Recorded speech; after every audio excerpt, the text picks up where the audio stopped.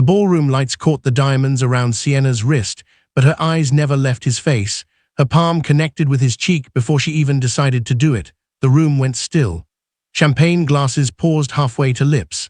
Somewhere near the stage, a photographer's shutter clicked once, then stopped, as if even the camera understood this wasn't the moment to intrude. Tae-hyun didn't move. He didn't touch his face. He just looked at her, like a man absorbing a hit he'd known was coming for weeks, and had somehow still convinced himself he could avoid. "You let me believe you had nothing," Sienna said. Her voice didn't shake. "For 12 weeks, I believed you. I believed every single one of your lies." A murmur rippled through the crowd of executives and investors surrounding them. Somewhere behind her, Sienna heard someone whisper his name with the wrong tone entirely, reverent, careful, the tone people used for men who could end careers with a phone call. Before he could answer, the doors at the back of the ballroom opened. 3 men in dark suits walked in, not guests. Sienna recognized the way people moved out of their path, the way conversation died in a widening circle around them. "Ms. Whitmore," one of them said. "Need to speak with you about a security breach at Han-Tae Group." Sienna's stomach dropped. "What is this?" she asked, looking from the men to Tae-hyun and back again. Tae-hyun stepped between her and the men, his jaw tight, his hand coming up not to touch her but to hold the moment still. "Did you bring me here to protect yourself?" she asked him, quieter now, the anger in her voice cracking just enough to let something else through. "No," he said. "Someone brought you here to destroy you." The words hung in the air between them, heavier than anything else in the room. If you're new here, subscribe to Afro-K StoryVerse, like this video, and tell us in the comments where you're watching from. 12 weeks earlier, Sienna Whitmore had never even heard the name Jang Tae-hyun.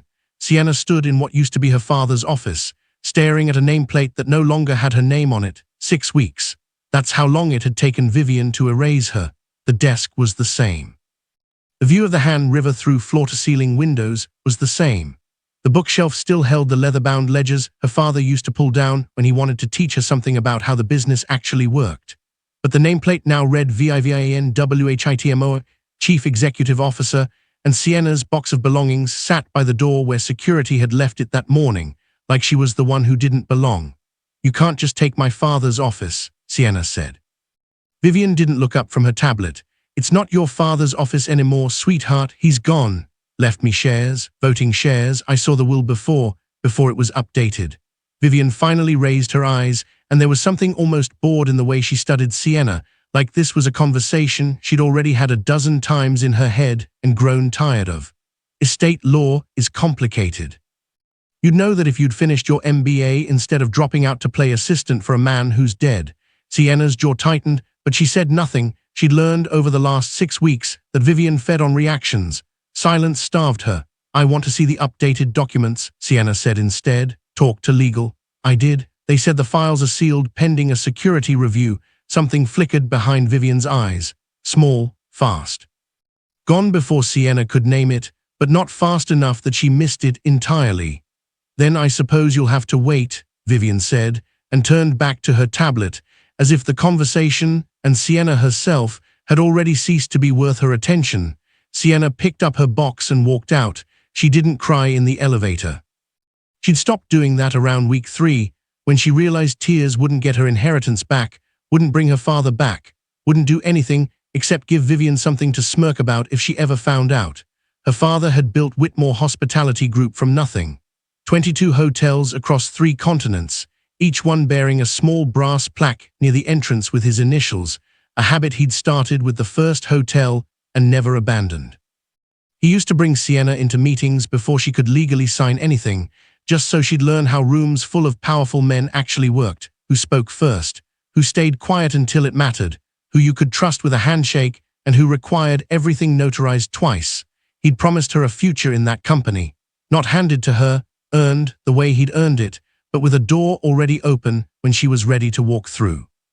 Then a heart attack took him in his sleep, and within 6 weeks, Vivian had a new will, a new board seal of approval, and a new office.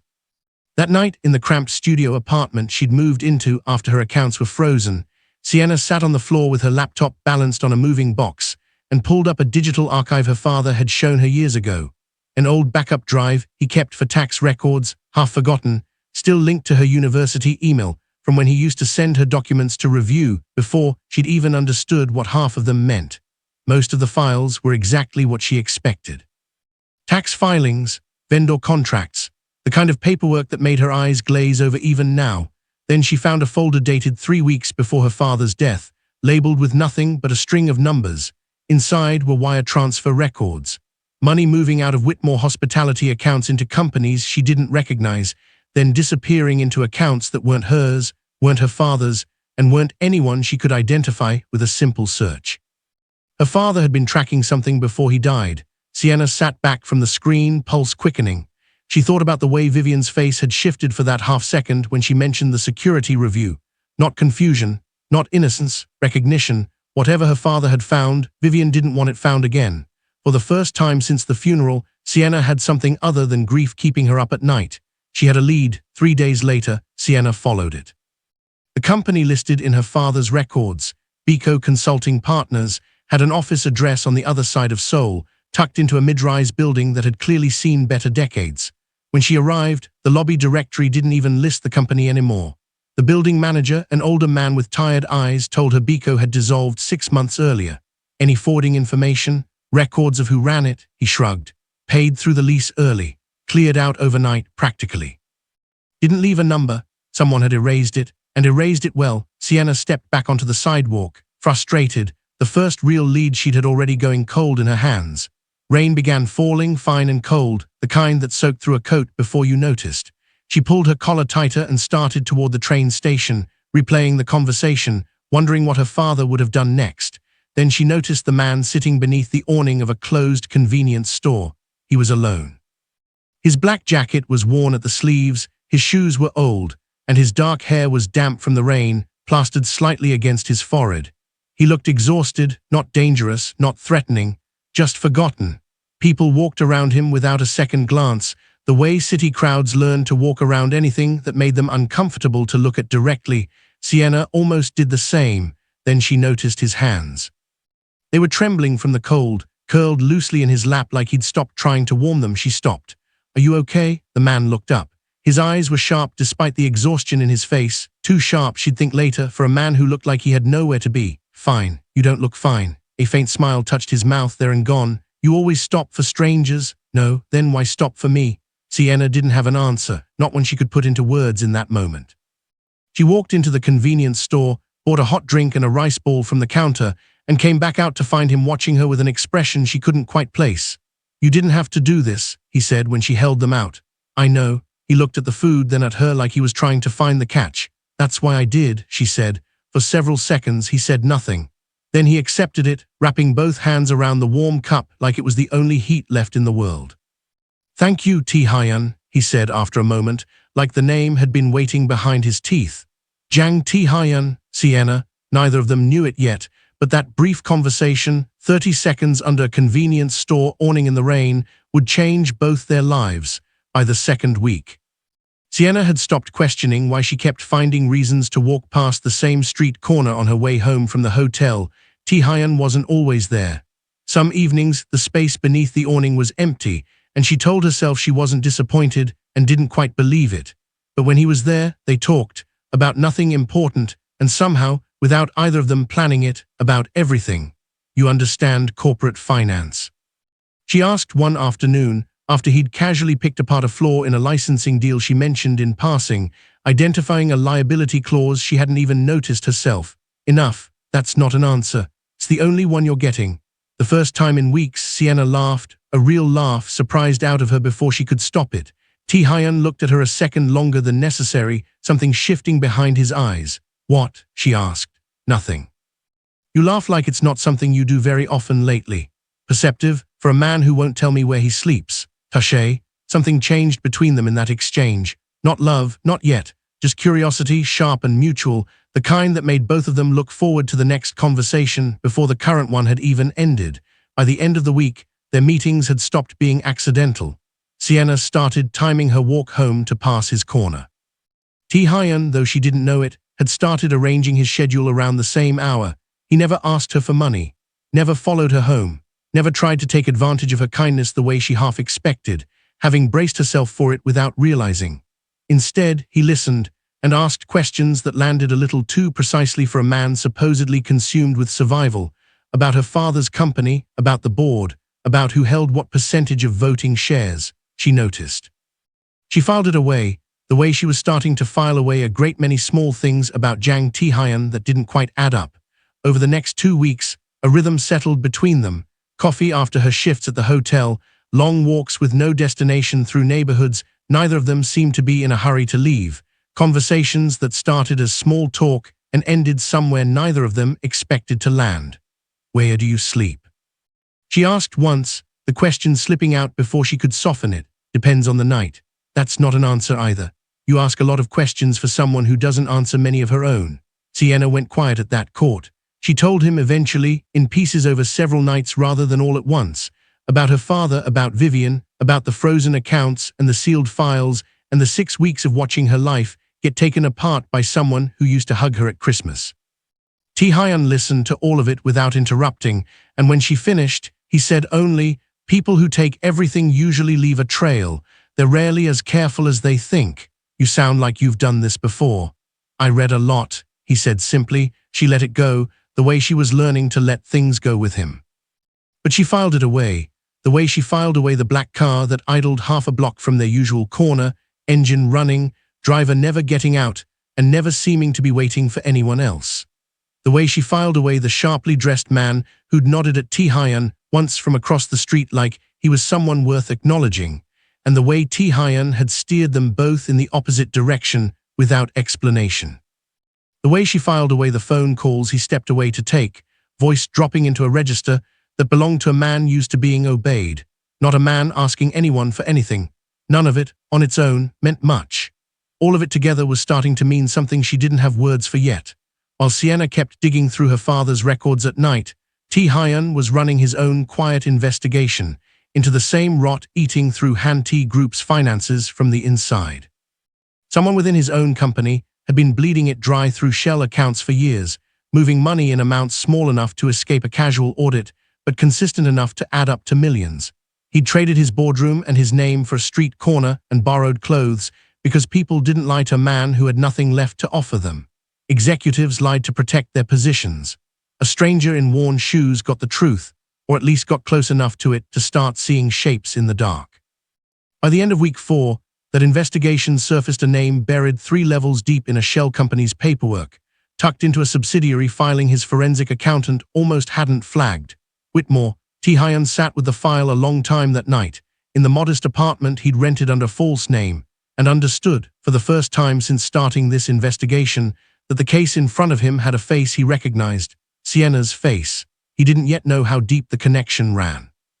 But he knew, sitting there with the file open on his lap, that he couldn't keep it from her much longer without it becoming a lie instead of an omission. The weeks that followed blurred into something neither of them had a name for yet, though both of them, if they'd been honest, could have guessed. Sienna started dressing with more care for their street corner meetings than she had for actual dates in the past, a fact that embarrassed her slightly when she caught herself doing it. Tae-hyun started arriving early just to have a few extra minutes before she showed up, watching for her from beneath the awning like the 15 minutes of waiting were worth something on their own. Rain became a kind of ritual between them.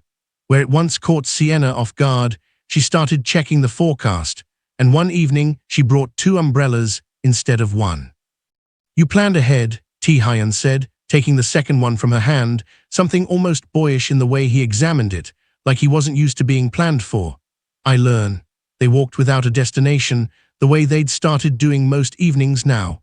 Past the noodle stand where the owner had, without either of them noticing exactly when, stopped charging Tae-hyun full price. Past the bridge where they'd once argued for 20 minutes about whether loyalty could survive betrayal, neither of them realizing at the time how close to home the question sat for both of them. "Can I ask you something?" Sienna said, watching the rain patter against the umbrella between them. "You always do. Does it matter to you? My father's company, the people who took it. You ask more questions about it than someone with nothing to gain should." Tae-hyun was quiet long enough that she thought he might not answer at all. "Because you matter," he said finally, "and what matters to you matters to me now. That's how it works, isn't it?" Sienna stopped walking. Rain drummed against both umbrellas, the only sound between them for a long moment. "That's not an answer people like you usually give," she said quietly. "People like me, men who have nothing, They don't usually have room to care about someone else's problems. Thing flickered across his face, guilt, quick and gone, there for less than a second before he buried it. Maybe I have more room than you think. By week 6, she noticed a hostess at a restaurant they'd wandered in to go pale at the sight of him, stammering an apology before Tae-hyun said something low and fast in Korean, and the woman's face smoothed back into professional blankness like it had never happened. Sienna asked about it. Tae-hyun told her the hostess had mistaken him for someone else. Sienna didn't believe him and didn't push, because pushing had never once worked with Tae-hyun, only made the door close faster. By week 7, she'd noticed a scar along his forearm, pale and old, that he brushed off too quickly as an old accident in a tone that dared her not to ask again. By week 8, she'd stopped pretending any of it added up to nothing. And she'd also, somewhere in the noise of noodle stands and bridges and rain, stopped pretending what she felt for him was anything less than what it actually was. That was the week she stopped calling it curiosity, even in her own head. She noticed it in small ways. The way she reached for her phone to tell him something funny before remembering he didn't have a number that worked half the time. Way his hand brushing hers while passing a cup of coffee sent a current up her arm that had nothing to do with the cold. The way she found herself measuring good days by whether or not she'd see him, she told herself it was foolish. He had nothing, by every appearance. She had less than nothing, technically, with her account still frozen and her name still fighting to mean something in a company that used to carry it proudly. But foolishness didn't stop her heart from doing exactly what it wanted. The way hearts rarely listened to logic, even when logic had good reasons, Tae-hyun, for his part, was losing a battle he hadn't expected to fight. He'd started this, the plain clothes, the disappearance from public life, for one reason, to find out who inside Han-Tae Group was bleeding his company dry. He hadn't planned on Sienna Whitmore. Hadn't planned on a woman who fed a stranger without asking his net worth, who argued with him about business strategy on a street corner like she had something to prove, who made him forget, for stretches of time, that he was supposed to be someone else entirely. One night, walking her home, he stopped under a street lamp, the rain finally letting up, the wet pavement catching the light in long amber streaks. "Sienna, there are things about me I haven't told you." Her pulse spiked. "I know." "It's not what you think." "Then tell me." One long moment, he looked like he would. His jaw worked like the words were right there, ready to leave him. Then his phone buzzed, the burner phone he kept for emergencies only, and whatever had been about to happen closed like a door slamming somewhere down a long hallway. "Have to go," he said. "Something's come up. Tae-hyun, I'll explain, I promise, just not tonight." He was gone before she could stop him, disappearing into the dark faster than a man with nowhere to be should ever move.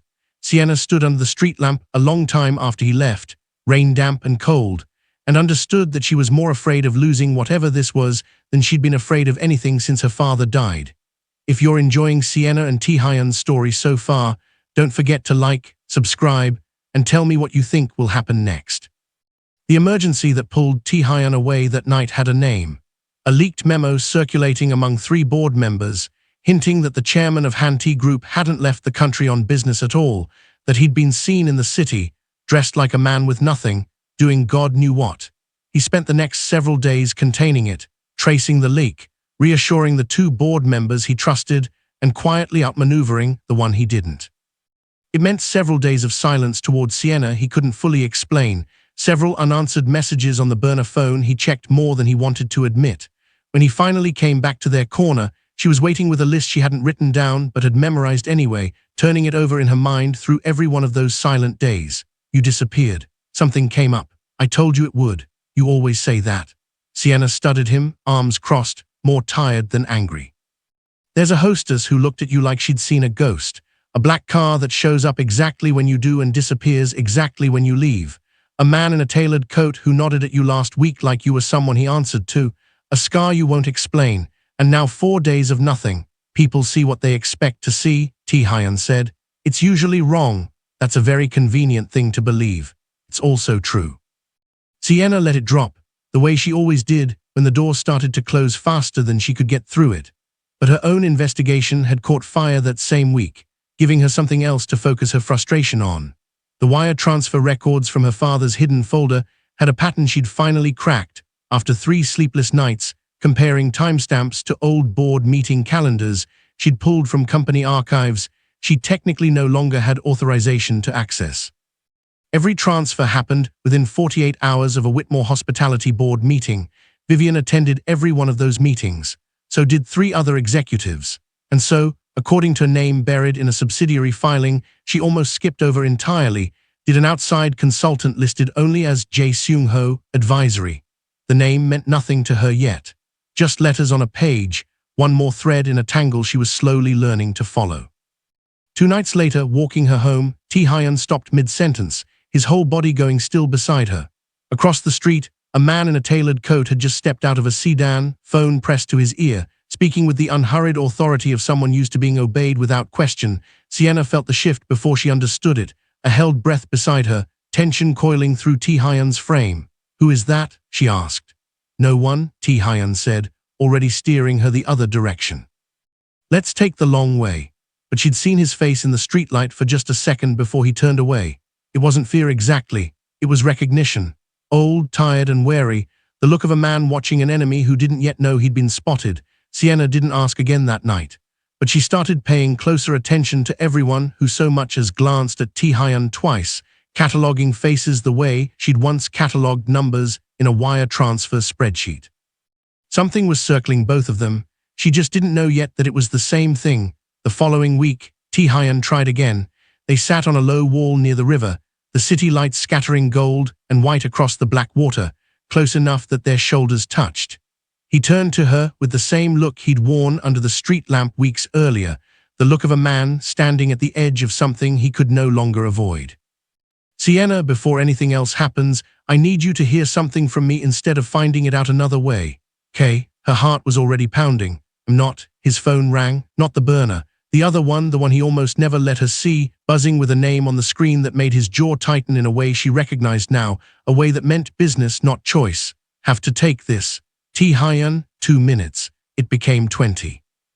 By the time he came back, apologizing, something already closed off behind his eyes. The moment had passed. Sienna told herself it didn't matter, even though some quiet, wounded part of her had started keeping count of how many times, later, had already come and gone between them. 3 days after that, her hotel manager pulled her aside during her shift and asked her to personally deliver a set of catering contracts to a corporate event 2 blocks away. Han-Tae Group was hosting a shareholder gala that evening, and the usual courier had called in sick. Sienna almost said no. She had nothing to wear for a room like that, and less than zero interest in spending her evening around Seoul's wealthiest people after the last 6 weeks of watching money decide everything in her own life. But the extra pay would cover a month of rent she didn't have, so she went, still in her work uniform, folder tucked under her arm. The lobby of the Han-Tae Group tower was all marble and gold light, the kind of building she used to walk into without a second thought back when her name still meant something in rooms like this. She found the event's coordinator near the ballroom entrance, handed off the contracts, exchanged a few polite words, and turned to leave. Then the room changed. A ripple moved through the crowd near the elevators, executives straightening their jackets, conversations dying mid-sentence, security repositioning like something had shifted in the air itself. Sienna turned to look, mostly out of habit. A man stepped out of the elevator in a black suit that fit like it had been built around him. Confident posture, unhurried steps. The kind of presence that made a room full of powerful people go quiet without him saying a single word. For a full second, Sienna didn't recognize him. Then he turned his head, and she did. The same jaw. The same eyes that had looked at her under street lamp 2 nights ago like he was memorizing her. Behind him, a screen mounted above the stage lit up with a name in clean corporate lettering. Jang Tae-hyun and CEO, Han-Tae Group. Sienna's ears started ringing. An executive stepped forward, bowing slightly. "Chairman Jang. Weren't expecting you back so soon." "Change of plans," Tae-hyun said. His voice was the same voice she knew, low and even. His face was a stranger's. Sienna's hand tightened around the empty folder she was still holding, knuckles going white. He hadn't seen her yet. She had every choice available to her in that moment. Leave quietly, disappear into the crowd, pretend this had never happened, protect herself from whatever came next. Instead, she stood there until his eyes found her across the room. Whatever color had been in his face drained out of it. "Sienna, don't," she said. She didn't wait to hear the rest. She walked out of that building faster than she'd walked anywhere in months, past valets and photographers and a doorman who called after her, out into the street where the cold air did nothing to slow the spinning in her chest. 10 weeks. 10 weeks of coffee he could have bought 100 restaurants with. 10 weeks of him listening to her worry about rent while he owned buildings she couldn't afford to look at. 10 weeks of a man who let her believe he had nothing when he had more than she could imagine. Her phone rang. Tae-hyun's name lit up the screen. She let it ring out. It rang again immediately. She turned it off. Somewhere behind her, in a tower full of people who now knew exactly who he was, Jang Tae-hyun stood very still and understood, for the first time in 10 weeks, exactly how much he had to lose. Tae-hyun found her 2 days later, outside the hotel where she worked, waiting in the cold the way she used to wait for him. Sienna saw him and kept walking. "Sienna, please. There's nothing to say. There's everything to say." He fell into step beside her, close enough to talk, careful not to touch her. "Give me 5 minutes." She stopped so suddenly he almost walked past her. "Was any of it real?" she asked. "The street corner, the coffee, the nights you walked me home, or was I just—" Her voice caught and she hated it. "Was I just something to pass the time while you played poor?" "Don't do that. Don't make it small. You made it small. You made me small. You let me hand you food like you needed it, like I was doing something that mattered, and the whole time you could have bought that convenience store and everyone in it. I didn't do it to mock you."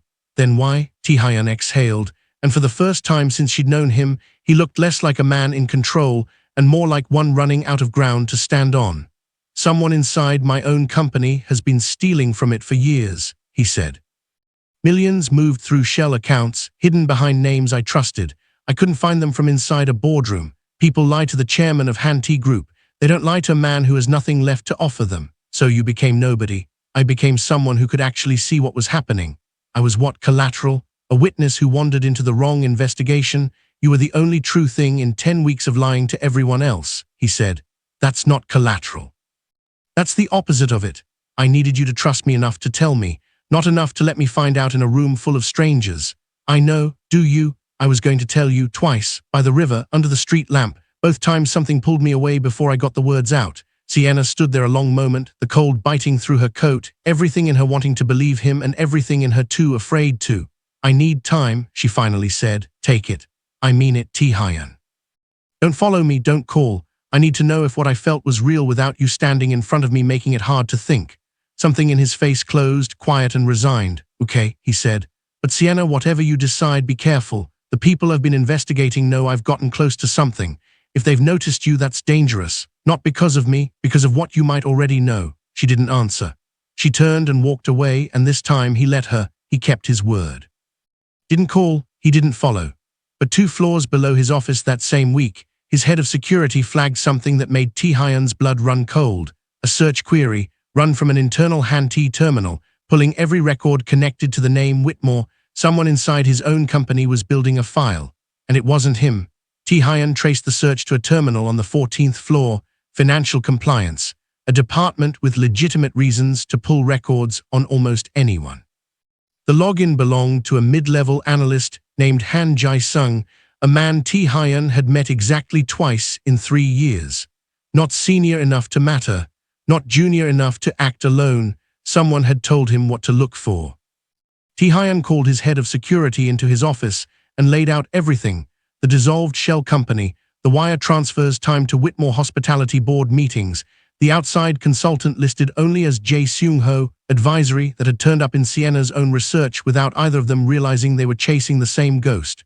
Seung-ho, his head of security repeated slowly. "As in, my uncle," Tae-hyun said. "Yes." Saying it out loud made something in his chest go cold. Jang Seung-ho had sat at Tae-hyun's father's right hand for 30 years. He'd held Tae-hyun as a baby, taught him to negotiate before he could drive, stood beside him at his own father's funeral like the last steady thing in the world. "Pull every transaction Seung-ho's touched in the last 5 years, Tae-hyun said, quietly. "If I'm wrong, I want to know before anyone else does. If I'm right." He didn't finish the sentence. He didn't need to. Across the city, Sienna had reached the same name from the opposite direction.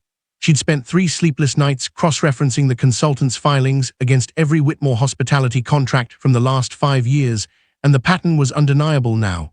Every deal Seung-ho's advisory firm touched, money disappeared somewhere in the paperwork afterward. Small amounts at first, then larger, then large enough that someone should have noticed, unless the person meant to notice was being paid to look away.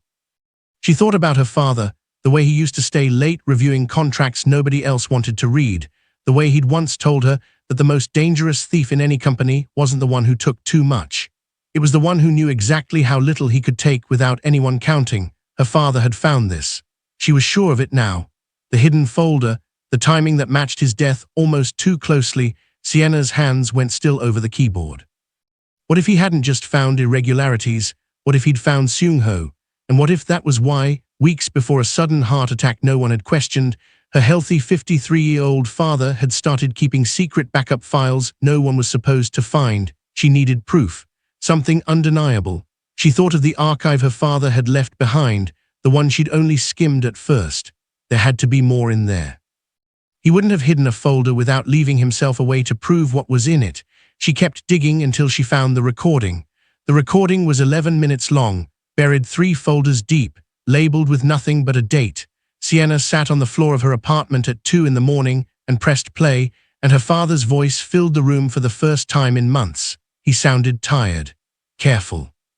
Like a man choosing every word with the weight of someone who suspected these might be among his last. If you're listening to this, something happened to me that I couldn't explain while I was alive to explain it. I found something I shouldn't have. Money moving through the company that doesn't belong to anyone who should have it. I have a name. I'm not saying it here. If this file is ever found by the wrong person, a name is a death sentence, but I've left everything else. The accounts, the dates, the pattern. Sienna, if you're the one hearing this, you're smarter than anyone gives you credit for. Trust the person who protects your choices, not the person who demands your obedience. Find the truth. Finish what I started. Recording ended. Sienna sat in the dark a long time, her father's voice still ringing in the silence, and understood 2 things with total certainty. Her father hadn't died of a heart attack that came from nowhere, and Seung-ho had known exactly what Daniel Whitmore had found. She should have called Tae-hyun that night. She almost did. But at 6 in the morning, before she'd slept an hour, her phone rang instead.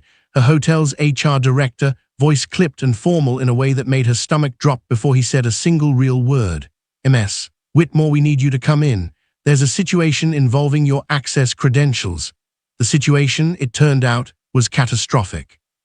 Confidential Han-Tae Group financial files Sienna had never seen, never touched, never had access to, had been found on a flash drive registered to her employee badge number.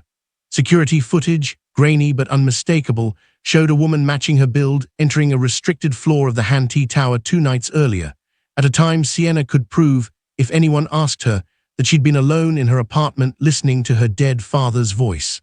No one asked her. Her fingerprints, according to the report someone had already filed, were on documents she'd never held. Her digital signature appeared on an access log she'd never generated. By the time Sienna arrived at the hotel, security was waiting to escort her out of the building. By noon, word had reached Han-Tae Group's legal department. By evening, an emergency shareholder event had been called, officially to reassure investors rattled by a security breach. Unofficially, Sienna would later understand. To give someone the perfect stage to destroy her in public before she could explain herself to anyone who mattered, she sat in her apartment, phone buzzing with unknown numbers, and understood with sick clarity what had happened. Someone had built her a coffin out of paperwork, and they'd built it well enough that even she, staring at the evidence, could almost believe it, almost, because she knew exactly where she'd been 2 nights ago. And she knew exactly who had the resources, the access, and the motive to fabricate something this precise. Her phone rang again.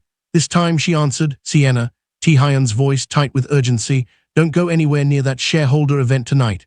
I don't have a choice. Legal already sent a car. Sienna, I know what this is, she said, cutting him off steadier than she felt. I know who's behind it. I have proof. Tae-hyun, my father left proof. A pause on the line, heavy with everything neither of them had said since the street lamp. Then bring it, Tae-hyun said finally, because if you walk into that room without it, they're not just going to ruin your reputation. They're going to make sure nobody ever believes you again. Sienna looked at the flash drive in her hand, the one thing standing between her and the story that was about to be written for her by people who'd never asked her version of it. Be there, she said. She hung up, and for the first time since walking out of the Han-Tae Tower 2 weeks ago, she and Tae-hyun were finally standing on the same side of something. She just hoped it wasn't too late. The ballroom looked exactly the way it had the last time Sienna stood in it, except this time she understood what she was walking into. Chandeliers threw gold light across a room full of Korea's most powerful investors, journalists angling for a story they didn't yet know they were about to get, and Han-Tae Group's board seated in a row like judges waiting to pass sentence. Sienna gripped the flash drive in her coat pocket like a lifeline, her pulse loud in her own ears. Tae-hyun found her the moment she walked in, crossing the room before his own board members could intercept him. "You came," he said, low enough that only she could hear. "Told you I would." Across the room, a man in an impeccable grey suit watched them with an expression of practiced concern, the kind of face built for exactly this moment. Sienna had never seen Jang Tae-hyun in person before. She recognized him instantly anyway. From photographs she'd spent 3 sleepless nights memorizing, he looked nothing like a man capable of what he'd done. That, she understood now, was exactly the point. The accusation came fast, the way Tae-hyun had warned her it would. Legal counsel stood, cited the flash drive found on her credentials, the security footage, the digital signature, laid it all out for the room like a closing argument already decided. Ms. Whitmore, counsel finished, Han-Tae Group has no choice but to pursue this as a criminal matter. Whispers moved through the room like wind through grass. Sienna felt every eye in the ballroom land on her at once, and for one paralyzing second, she understood exactly why the ballroom hook from her future flashed through her memory unbidden. This was the moment, and she was living it now. "I'd like to respond," Sienna said, and her voice carried further than she expected. Tae-hyun's board exchanged uneasy glances. This wasn't how these things went. The accused didn't get invited to speak. She was supposed to be quietly removed. "If she wants to accuse me," Sienna said, looking directly at Seung-ho now, "she'll have to prove it against someone who actually left a trail." She held up the flash drive. "My father was investigating a pattern of theft running through Whitmore Hospitality and Han-Tae Group for years, funneled through shell companies connected to one outside consultant. Jae Seung-ho Advisory. He never got to finish what he started. So I did." The room's temperature seemed to drop 10 degrees. Seung-ho's practiced calm didn't crack, but something behind his eyes went very still. "This is a desperate woman facing criminal charges," he said smoothly, grasping at conspiracy theories. "Then explain the recording," Sienna said. She played 11 seconds of it, just enough. Her father's voice, tired and careful, filling a ballroom full of Korea's most powerful people. "Have a name? I'm not saying it here. If this file is ever found by the wrong person, a name is a death sentence." Silence. Tae-hyun stepped forward now, presenting the second half of the evidence. The doctored security footage his own team had traced back to an internal terminal. The falsified fingerprint data, pulled from a database Seung-ho's consultancy, had legitimate access to years earlier. "Investigations," Tae-hyun said, addressing the board directly. "Hers and mine. Different companies, different starting points, same name at the center of both. I'd like someone to explain how that's a coincidence." No one could. Seung-ho's face, for the first time, showed the crack underneath. "Tae-hyun," he said, quieter now, almost pleading, "think about what you're doing to this family." "I am thinking about this family," Tae-hyun said. "That's exactly why I'm doing it." Security moved towards Seung-ho before he finished processing that he'd already lost. Sienna watched the man who'd orchestrated her father's ruin and her own frame-up get escorted out of a ballroom full of people who, an hour ago, had been ready to believe every lie he told about her. Vivian, she would learn within the hour, had been on the phone with Seung-ho's assistant the entire time evidence was being planted against her. Not the mastermind, but a willing participant who'd known exactly what she was helping bury. That was a conversation for another day. Right now, Sienna stood in the middle of a ballroom, vindicated, exhausted, and finally, for the first time in 12 weeks, not alone in any of it, Tae-hyun turned to her. "Owe you an apology bigger than a ballroom can hold," he said. Sienna almost smiled. "Start somewhere," she said. "I've got time now." The days after the ballroom moved fast, the way collapses always do once the first piece finally gives way. Han-Tae Group's internal investigation confirmed everything within 72 hours. Jang Seung-ho had been siphoning company funds for nearly 6 years, using his position as a trusted family advisor to move money through shell accounts no one thought to question. Because who questioned the man who'd helped raise the chairman? When Daniel Whitmore's own auditors had started noticing irregularities in a joint venture between the two companies, Seung-ho hadn't panicked. He'd simply made a call to a contact who owed him a favor, a cardiologist who could make sure Daniel's medical care raised no questions. It hadn't been proven as murder. It didn't need to be, in the end, for Sienna to know the truth of it in her bones. What could be proven was enough. fraud, falsified records, witness tampering. Once investigators traced the planted evidence against Sienna back to the same internal terminal Tae-hyun had flagged weeks earlier. Seung-ho didn't fight the charges once the evidence stacked high enough to bury him. There was, Sienna thought, a strange kind of mercy in that he'd spent 30 years teaching Tae-hyun how to read a losing position, and in the end, he recognized his own. Vivian's unraveling was quieter and somehow worse. She hadn't orchestrated the conspiracy. She'd simply seen an opportunity in it, Seung-ho offering to help her secure full control of Whitmore Hospitality in exchange for looking away from certain transactions, for freezing Sienna out before she could ask the wrong questions, for feeding information about Daniel's suspicions before he could act on them. She hadn't ordered anyone's death. She'd simply chosen not to ask what her silence was protecting. When investigators came for her, she didn't deny it. She just looked at Sienna in the small grey room where it finally ended and said the only true thing she'd offered in over a year. I told myself you didn't need the company as much as I did. Never wanted the company, Sienna said. I wanted my father's trust to mean something after he was gone. You took that from me before you took anything else. Vivian had nothing to say to that. The board restored Sienna's inheritance within the week. The voting shares, the frozen accounts, everything her father had left specifically in her name, protected by documents Seung-ho's people had never managed to fully erase. Sienna sat in her father's old office for the first time since his death, alone, running her hand along the edge of the same desk she'd stood beside as a girl too young to understand what any of it meant. She understood now. Her father hadn't just left her a company. He'd left her the tools to prove she was capable of protecting it herself. Sienna didn't take back her father's office. She thought about it, stood in that room more than once, imagining herself behind the desk the way she used to as a girl. But every time she pictured it, she saw Vivian's nameplate ghosted over her own, and something in her resisted stepping into a space still shaped by someone else's theft. Instead, she did something her father never had the chance to see. She started her own company. She called it Whitmore & Co. Not out of sentiment, though there was plenty of that too, but because she wanted her name attached to something built entirely on her own terms, from the ground up, with nothing inherited except the lessons. The seed money came from her restored inheritance. The vision came from 3 months of watching a man rebuild trust one honest conversation at a time, and from years before that, watching her father run a company that valued people before profit margins. Her first hotel wasn't the largest in Seoul or the most expensive. It was the one built around a single idea she couldn't stop thinking about since the night she'd handed a stranger a cup of coffee under a convenience store awning. People should feel seen before anyone asks what they're worth. She built the staff training around it, the guest experience around it. Every decision, down to the smallest one, ran through that same filter.